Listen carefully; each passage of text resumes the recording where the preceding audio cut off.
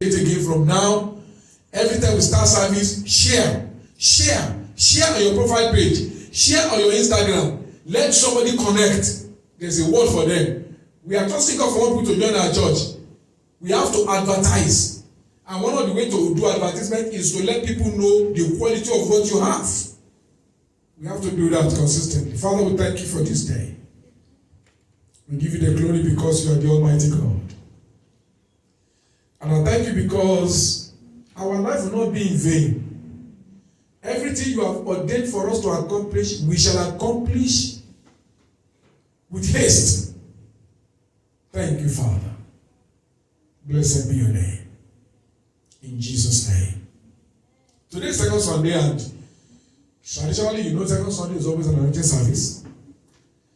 As I was preparing the message for last week, God was showing me a picture of what message to prepare for today.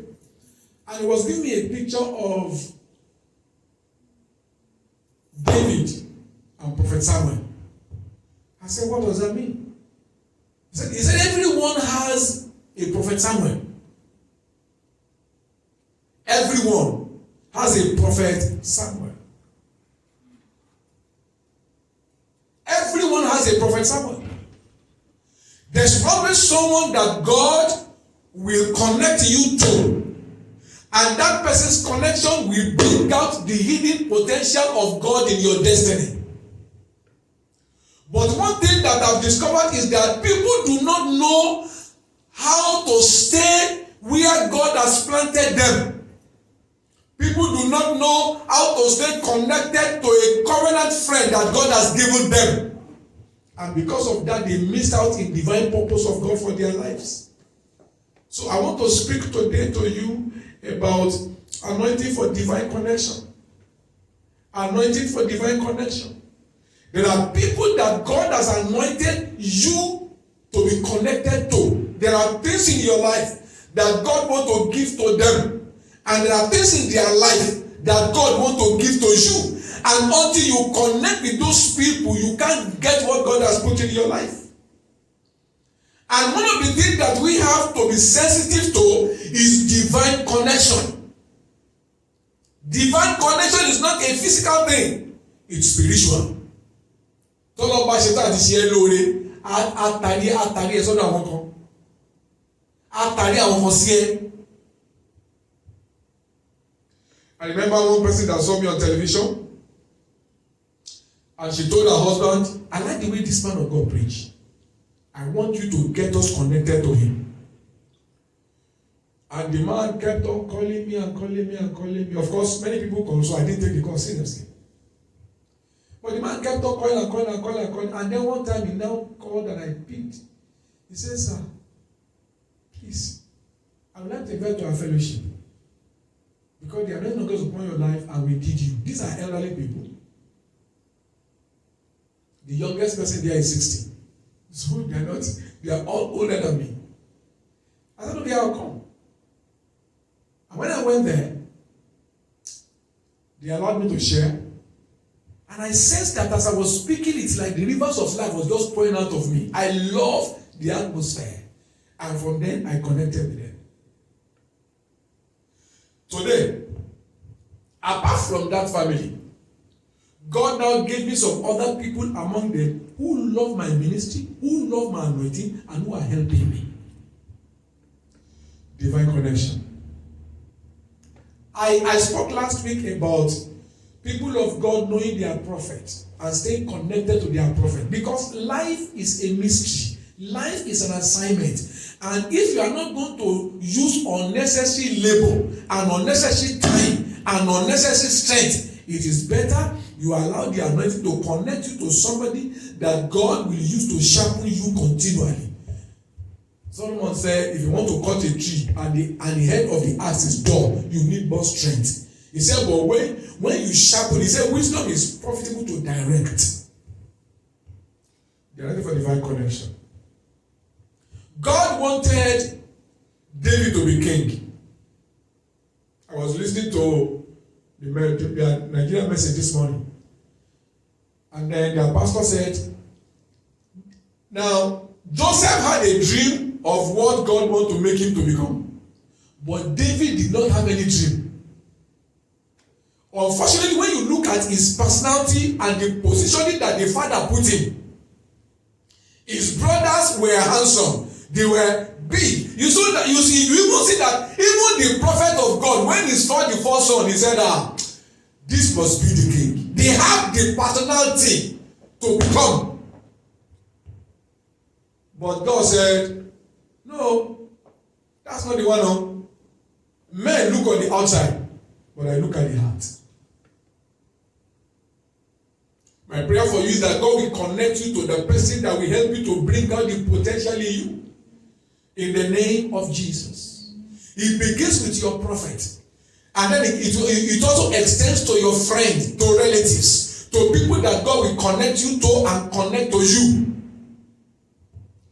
The anointing that we're going to have this morning, I am trusting the Lord God Almighty, that anointing will as it were, rejuvenate your magnetic power to be connected to the right people.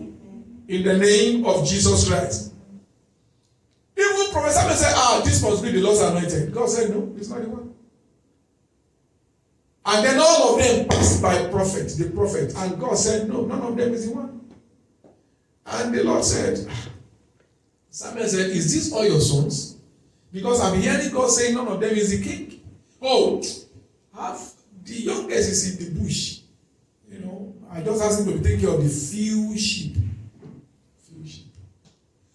And then they brought him home. And as soon as he came, the prophet sensed the anointing. The prophet saw him and said, this is the one.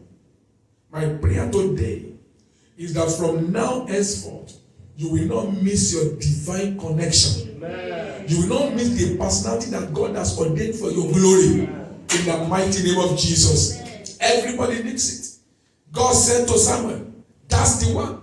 Arise and anoint him. And from that day, there was a change in the life of David, because that anointing, as it were, it unveiled the hidden potential of David. From that day, David has been a person that has taken care of the sheep. Everything he was doing was to care for sheep. He did not know that all those things are training for the next level. But for him to get to the next level, which is to become the king of Israel, he needed an anointing that will unveil the next level for him. Just like the vision that Michelle saw this morning. God wants to open a new level of door. God wants to bring us to a higher realm of destiny. But the truth is that for you to get to that realm, you need an anointing. Because if you cannot get to that realm by your power, there's a realm you can't get to by your strength. There's a realm that everybody at that realm, they are taken there by grace. And only of your Lord no go with not their power. And God has ordained me to reign at that level. God has ordained you to reign at that level. So you cannot afford to just be casual, unconcerned about it.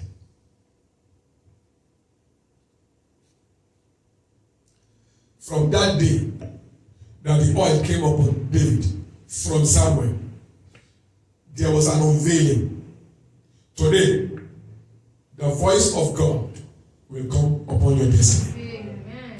When John the Baptist baptized Jesus, the scripture said that heaven opened and they hear a voice. This is my beloved son, in whom I am well pleased. There was an unveiling at the appointed time. I believe that this is my appointed moment. You can see the same. I believe this is my appointed moment because this message came from God directly. I believe that today, by the anointing of God that will come upon my life, there shall be an unveiling of a higher realm of glory. In the mighty name of Jesus. There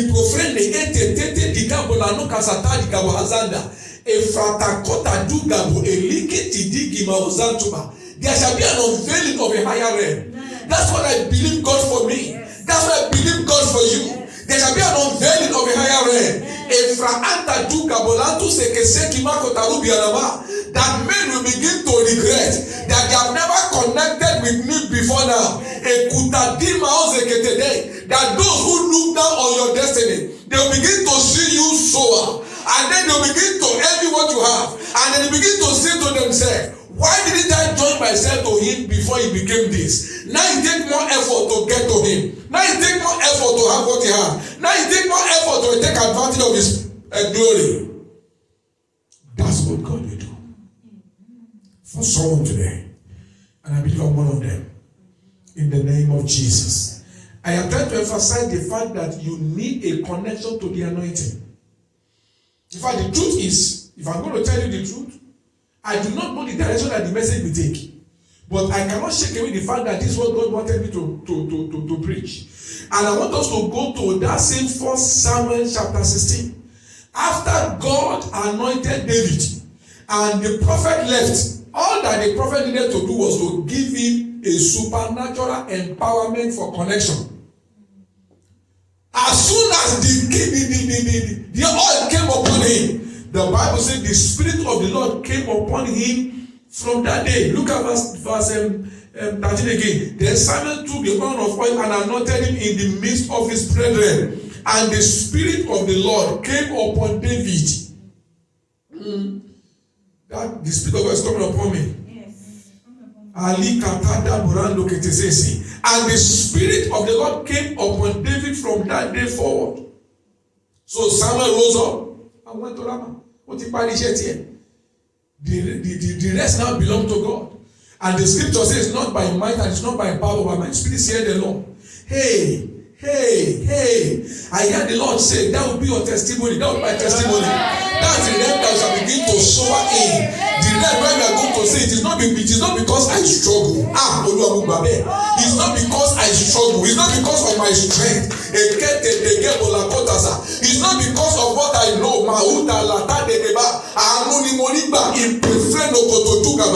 That shall be our testimony. Mazuva Zatalikaba. That shall be our testimony. I said that shall be our testimony. Man, the bow Shatakatida Tonarabaya. Samuel took the horn of oil and anointed it in the midst of his brethren. I am open to the fresh oil. I am open to the fresh level. I am open for the fresh oil, oh God. Lord, remember, this is your word to me this morning. And to everyone that believes in my anointing, and to everyone that connects with my grace, let the same opportunity be given to all of us. In the name of Jesus. Amen. Tí ọba kan ò bá kú lórí oyè ọba kan ò lè jẹ. As soon as the oil came upon David, the king on the throne began to misbehave. Àkókò tí tó ní, there is a change and a switch and a shift in the heavenly places. Just like when it was time for Esther to become queen, Queen Vashti misbehaved. Mazo tukabayaba. Don't be surprised. Those who take what belongs to you, they begin to lose it because of you. Atina Monate Ketedika Baraba. They begin to lose it because of you. If God made Vashti to lose his throne, whatever God has ordained for you, every caretaker will begin to lose their position, and then you begin to be restored to that honor. In the name of Jesus. The Bible said the Spirit of the Lord departed from Saul, and an evil spirit came upon him, because another person has been anointed to be king in him. And you know the truth about it. God created supernatural need of David in the palace, because that is where his destiny is taking him to. The Bible says, I'm reading now from verse 14. And Saul's servant said to him, behold now, an evil spirit from God trouble you. Let our Lord now command your servants, which are before thee, to seek out a man who is a cunning player on an harp. And it shall come to pass, when the evil spirit from God is upon thee, that he shall play with his hand, and thou shalt be well. See? Unusual recommendation. And David's personality and his skill perfectly fit into the requirement. Verse 17. And Saul said to his servant, provide me now a man that can play well, and bring him to me. Look at what now happened. Then answered one of the servants, one sọ̀rọ̀ ẹ̀sìn rere. Amen. One sọ̀rọ̀ ẹ̀sìn rere. You begin to recommend me to people that you begin to come and be part of my ministry and be part of my grace. Yes, people that need my grace, you begin to rush in. And when you go and meet Reverend Ajibade, I believe that when you go to his church, something will happen. When you go to his ministry, you will see solution. When you be part of his ministry, God will give you greatness. That's what I see this morning. God prayed for me. Then answered one of his servants and said, behold, I have seen a son of a Jesse, the Bethlehemite, that is cunning in playing, a mighty valiant man, a man of war. David has never fought any war. He said, a mighty man of war, and prudent in matters. Was he there? How did he know that David is not a waster? You see, because some of this personality, these are the personality of the great. There are certain criteria that you have to develop to enter certain level. The anointing will bring you there, but your character will keep you there. These are the things that this one was saying concerning David. He says a prudent man in matters. He's not a waster. Some people are wasters.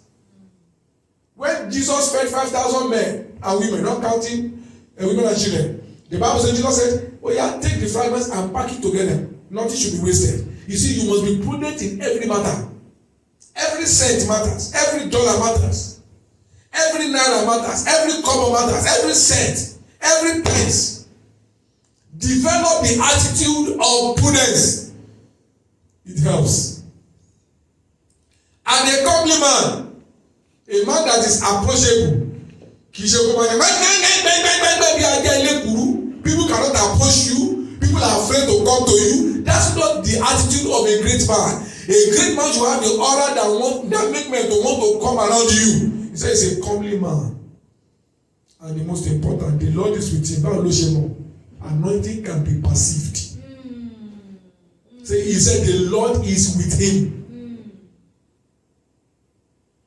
Wherefore Saul sent messenger to Jesse and said, send me David your son, which is with the sheep. Supernatural transformation. Supernatural promotion. The sheep. And Jesse took an ass laden with bread and bottle of wine and a kid, and sent them by David his son unto Saul. Verse 21. And David came to Saul and stood before him, and Saul loved him greatly, and he became his armor bearer. Listen, this kind of love is not ordinary. It is orchestrated by God. Orchestrated by the Almighty God. The Bible says that Saul loved him. But the anointing makes Saul to just love him unquestionably. That is what the anointing will begin to do for you. Those who will help you, God will just make them to begin to love you. You yourself, you look at yourself and say, but it's because the anointing of God we are getting today is connecting you to your helper. You see, the truth is that if David do not find a way into the life of Saul, he cannot understand how palace operation is done. He cannot understand palace politics and palace way of administration. He was made an armor bearer. He had to now get close to King Saul so that he can understand how to be in the battle. But when God was going to promote him by the anointing, he was promoted as armor bearer of the king. Automatically, he was lifted beyond his brothers. His brothers were in the army as soldiers. But he was anointed and placed as the armor bearer to the king. That's what the anointing does. It gives you supernatural elevation. I pray for you today that the anointing will do the same for me and you. The Bible says that Saul loved David. Saul loved David. There will be unquestionable love from people to you. It will be because of what God has put in their heart and their life for you. You will not miss it in the name of Jesus. Now, let's go to 1 Samuel chapter 30. Because you see, I'm supposed to focus on David. 1 Samuel chapter 30. want us to read verse 1 to 4. And you know, I'm talking about divine connection. I'm talking about the fact that when the anointing of God for divine connection is begin to work upon your life, God will begin to send into your life people that will help you to get what you need. Yes. In 1 Samuel chapter 30, I read from 1 to 4, and it came to pass when David and his men were come to Ziklag on the third day, that the Amalekites had invaded the south and Ziklag, and smitten Ziklag and burned it with fire. In case you do not know, Ziklag is the place where the family of David and his people are. Verse 2. And he had taken the women captive that were therein. They slew not any, either great or small, but they carried them away and went on their way. You see, the point is, even inside the calamity, God was still protecting David's people. Because ordinarily they're supposed to kill them. But the Bible says they did not slew anybody, they just carried them away. Verse 3. So David and his men came to the city, and behold, it was burnt with fire, and their wives and their sons and their daughters were taken captive. You see, the fact that you are anointed does not mean trouble will not come. But you need to realize that because of the anointing of God on your life, God will preserve whatever belongs to you, and God will be with you in the trouble. God said that when you pass through rivers, I will be with you. When you pass through fire, they will not burn you. You see, that was what God said to the people of Israel, and God has never changed. So if you find yourself in any kind of trouble right now, I want to know that God is with you, and He will bring you out in a very mighty way. In the mighty name of Jesus. Verse 4. And David was greatly distressed. For the people speak of stoning him, his soldiers. They said, you said you are anointed. We believe in you. We follow you. We leave our wife and our children and our properties. Now, you said that God asked us to go and fight. But right now we are fighting, and then we are not having problem. And can you see now, why did God allow the people, the army to come and invade our town when we are going to fight the battle of the Lord? You know, you will always have things that want to make you to question the integrity of God. But the truth is, as the Lord liveth, He will not allow His integrity to be tampered with. He will not allow His name to be put to shame. And David was greatly distressed. I'm reading verse 4 again. For the people spake of stoning him, because the soul of all the people were grieved, every man for his sons and for his daughters. But David encouraged himself in the Lord. That's the part that I want to talk about. You need to know how to encourage yourself in the Lord. Don't allow what everybody say to make you conclude that God is unfaithful. Don't allow what is happening right now to make you say that God has forsaken you. God said, I will never leave you nor forsake you. And God's word can never fail. When God says it, He will do it. What you and I need to do is to believe Him. He encouraged himself. And what did he do? Let's go to verse 7. And David said to Abiathar the priest, Ahimelech's son, I beg you, bring me here the ephod. And Abiathar brought the ephod to David. And David inquired of the Lord, saying, shall I pursue after this troop? Shall I overtake them? And he answered him, pursue, for thou shalt surely overtake them, and without fail recover all. It does not matter what you have lost. When God steps in, I hear in my ear that this is your season for recovery. Yes. Amen. Of everything that the enemy has stolen. Amen. I receive it, Father.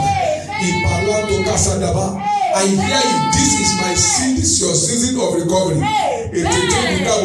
God will cause you to pursue. Yes. God will cause you to overtake. Yes. And without fail, you will recover all. In the name of Jesus. Not only will you recover all, but everything that the enemy has stolen, God will give you double. In the name of Jesus Christ. Amen. Look at verse 11 now. Verse 11 to verse 19. Like I said, God wants you to focus on David. And God wants to make you to see what the anointing does in his life. 1 Samuel chapter 30, verse 11 to verse 19. And they found an Egyptian in the field and brought him to David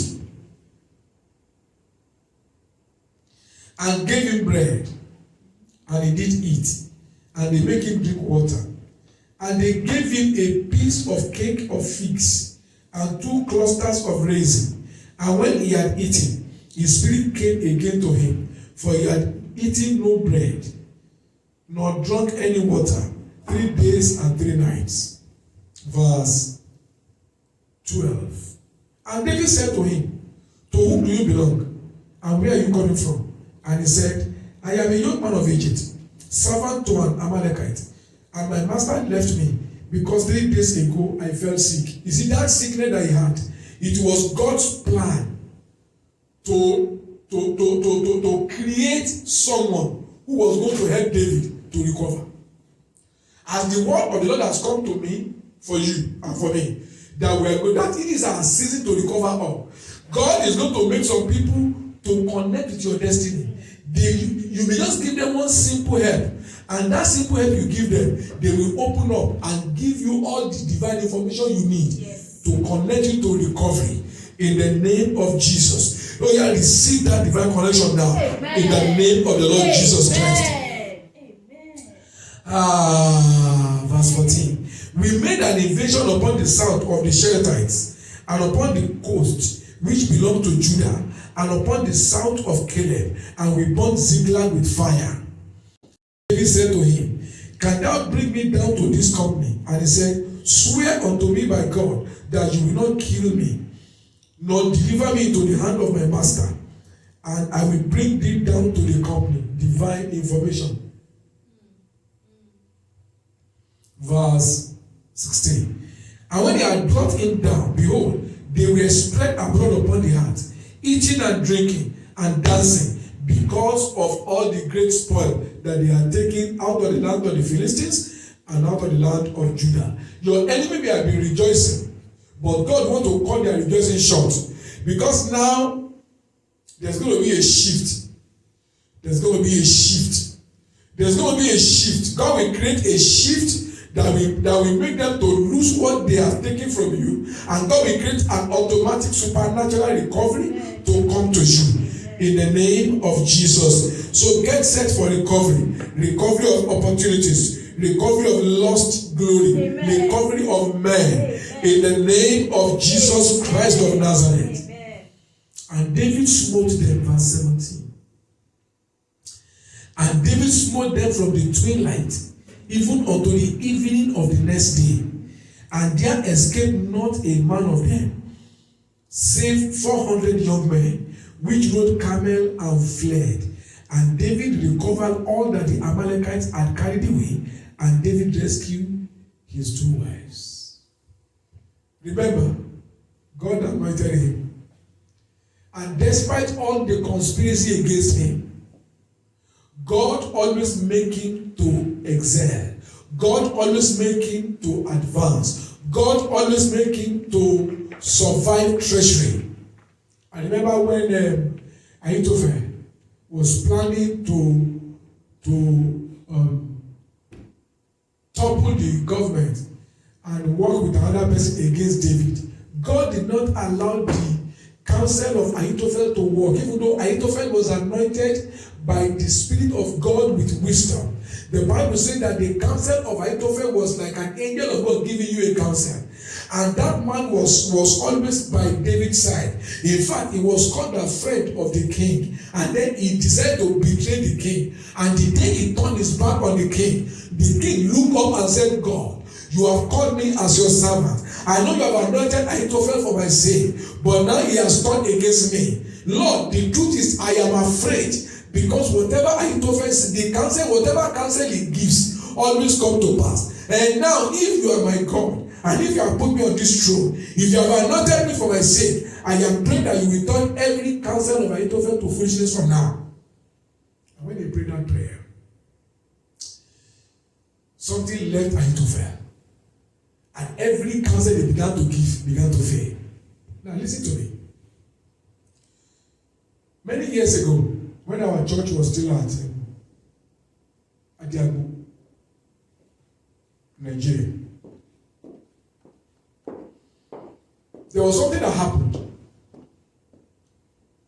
And some people thought that they were having a leadership meeting, and then one of the leaders said, I will just leave everything. I will leave everything to scatter. If not for me, this church cannot be together. And I said to her, from today, don't do anything again. And let us see if you are the one that is holding the church or Jesus is the one that is holding the church. And I said to God, Lord, make her irrelevant from now. The truth is, looking back, I become afraid of that kind of prayer. Because from that day, she became irrelevant.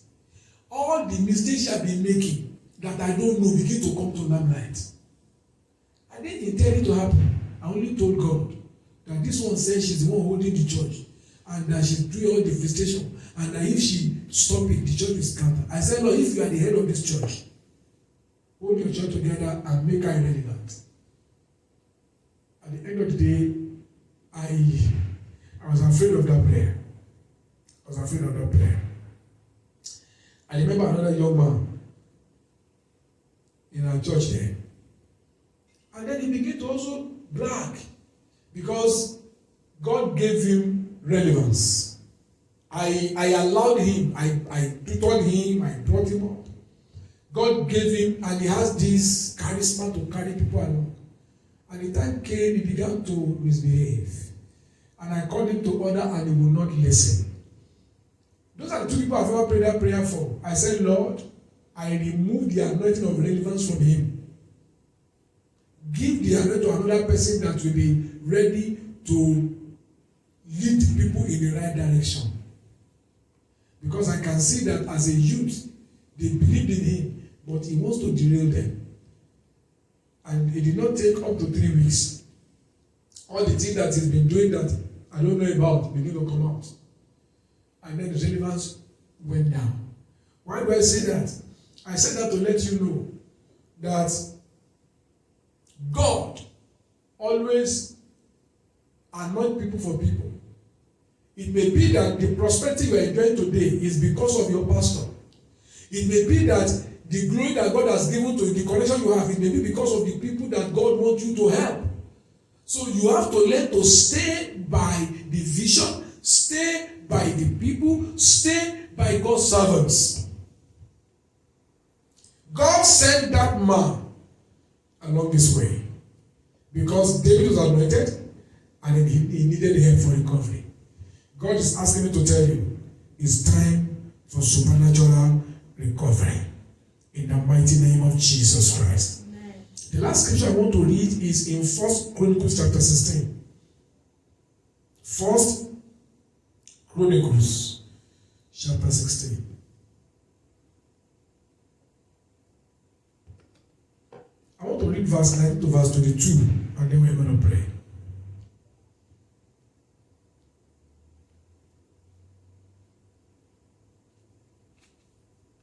This is what God said concerning the people of Israel from verse 19. When you were but few, even a few, and strangers. Let me read it from the New Living Translation so you can understand better.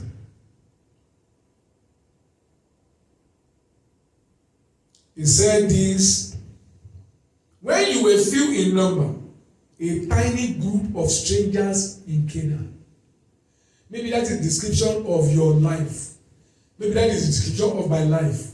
We don't have what it takes to make people think that we're important.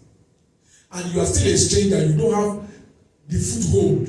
You are still a factory worker. You still live in face me, I slap you. You don't have anything that men can look at and say this one will belong to something.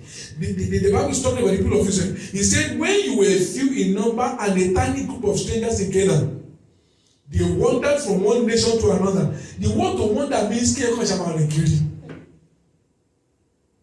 and many of us are in that situation. You are still trying to find your bearing. You are still wondering. You are still saying, oh, how am I going to become somebody in this land? How is God going to happen for me? How my family going to join me? The Bible said they were still wandering from one nation to another, from one kingdom to another. Look at what God said. Verse 21. Yet, he did not allow anyone to oppress them. He did not allow anyone to oppress them. In fact, the Bible says he won kings for their sake. You remember Abimelech that took Abraham's wife and paid dowry, and Abraham collected the dowry. And after Abimelech married Sarah, somehow he did not have the urge to go and sleep with her. But the night that he was thinking, okay, by tomorrow I will go and sleep with my new wife, God appeared to him and said, you touch that woman, you are dead. He said, God, what did I do wrong? I paid her my price. No. She's the wife of the prophet. Who is the prophet? Abraham. God said, Abimelech said, God, I know you know all things, but in case you don't know this one, I pay her bride price. God said, I said he's the wife of Abraham. And if you touch her, you are dead. Now, have you noticed that things are beginning to dry up around you? Return the woman back to her husband and ask my prophet to pray for you. That was what God did. And when the man woke up in the morning, he called all his chiefs and called Abraham and said, why do you bring such evil against us? God said that Sarah is your wife. God appeared to me in the dream. Because I've not touched her. Maybe it's been months. Because the Bible said that because of that, all the women in his house are barren. He said, so take your wife and please pray for me, so that all the barrenness in my family can go. Because God said, because I have taken your wife, things are beginning to become barren in my life. And Abraham took the wife and prayed for him. What am I trying to say? The anointing make you to, God will always defend the anointed. It doesn't mean that you are perfect. God is just defending you because of his name. He said to them, I'll read again verse 21. Yet he did not let anyone oppress them. He won kings on their behalf. Verse 22, where I'm going. He said to them, do not touch my anointed people, nor do harm to my prophets. I am trusting God today that the anointing, as the anointing come upon your life, wherever you are watching us from, you can take olive oil, just a little bit of it. I'm going to pray, and I'm trusting that the hand of God will come on that oil, and you will have divine visitation. As I pray here, you will have divine visitation, because the hand of God will come upon you, and there shall be a testimony that will follow this anointing. In the name of Jesus, lift up your heads, O ye gates. Be lifted up, ye everlasting doors. Lord, what you told me is that there's a divine connection between Prophet Samuel and David. You said because of the anointing that came from you through Prophet Samuel to David, you said that is why you preserve his life. That is why he became unusually great. That is why nobody could subdue him. He was not perfect, but your hand, your oil, kept him. I pray, oh God, on this oil, that as I anoint your precious people, and even those who are watching us online, as I anoint them today, I pray that in the name of Jesus, let the anointing they are receiving today become the anointing for divine connection. Amen. Madobina mate etete kutu dubu vasaranda baha. Àwọn orin tí ò tiẹ̀ yẹ kó jẹ́ tiwa kọ́ máa wá rore kọ̀ wá. Mazuva zatani na kọ́lé ní mọ́ṣá. Imprafane ketene kebola na mayaba. Ọmọ prodo nono tòtò dúdú kebola na mayaba. Àwọn tó ti wá jókòó sí ibi ìjókòó ayé wa. Men and women who have seated on our seat of glory. As we are anointed today, Lord, you dispossess King Saul for David's sake. Let them become dispossessed. Amen. You dispossess Vashti for the sake of Esther. Let them become dispossessed. Amen. In the mighty name of Jesus. Amen. Lord, this oil I declare today as the oil of divine connection. Amen. In the name of God the Father, amen, In the name of God the Son and the name of God the Holy Ghost. So shall it be. So shall it be. So shall it be. So shall it be. In Jesus' mighty name. Amen. Anoint yourself and begin to give God praise. Tatatika bola no azozo. Venekete bikula baya. Fanto la kota susu malibanda. E prafaro no koto dugamoza. Begin to give God praise. Etetetika bola nikasu. Mazanta lianola nakabasha. Shafatakata digabola noma. Begin to give God praise. E fafano mazanta linekele. E lekekebo kabora nama. Lambra vara boranomaya. I believe, oh God, a new face is open up. A prafronomozo turuna. A new glory is open up. A tetetuka bovagana. Rabashakata duka bovaza. Lenegete nomasa. Mazatuka talikaba. O prapradiga toriaraba. O wapoti bere. O gotituti de.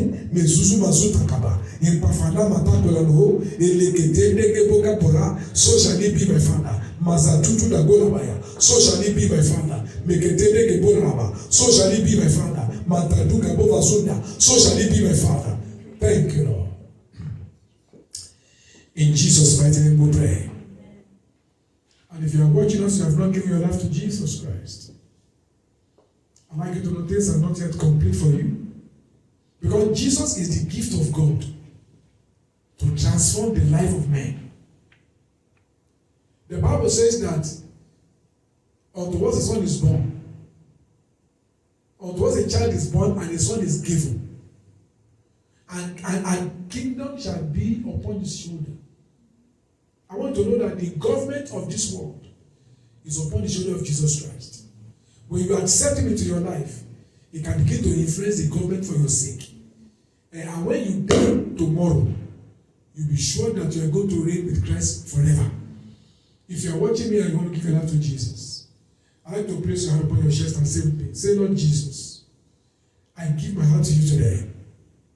Come into my life, become my Lord and become my Savior. From this day forward, I am yours completely. Thank you for saving me. In Jesus' name. If you have prayed that prayer, congratulations. You are now born again. 3 things to do. Number 1, get a Bible and begin to read from the book of Matthew. From Matthew, read at least 1 chapter a day, so you can begin to understand how God wants to live and how God wants to begin to relate in your life. Secondly, get a Bible-believing church, because you need the word of God to grow, and you can only be taught by the word of God in the church. The Bible says, as newborn baby desire the sincere milk of the word of God, that you might grow thereby. So get a church, join a church, and begin to learn the word of God and begin to grow. And you know, another reason that you need to be in church is because you need to be among the company of the members of the body of Christ. Don't expect to see perfect people. The church is like hospital. Different people with different ailments. If God can accept them and save them, God wants to be part of that church. Use your gift among them and receive the blessing of God from them also. And the third thing you need to do is to tell someone that you are now a child of God. Do you understand that? If you're in Houston here, you can be a part of our church family. Our address is Grace Grace International, 11214 Plainfield Street by West Belfort, Houston, Texas, Suite D 77031. As you join us, you'll experience the greatness of God in the name of Jesus Christ of Nazareth. Share this stream on your profile page. Let someone who is your friend get to be blessed by what God is doing. The Lord bless you in Jesus' name.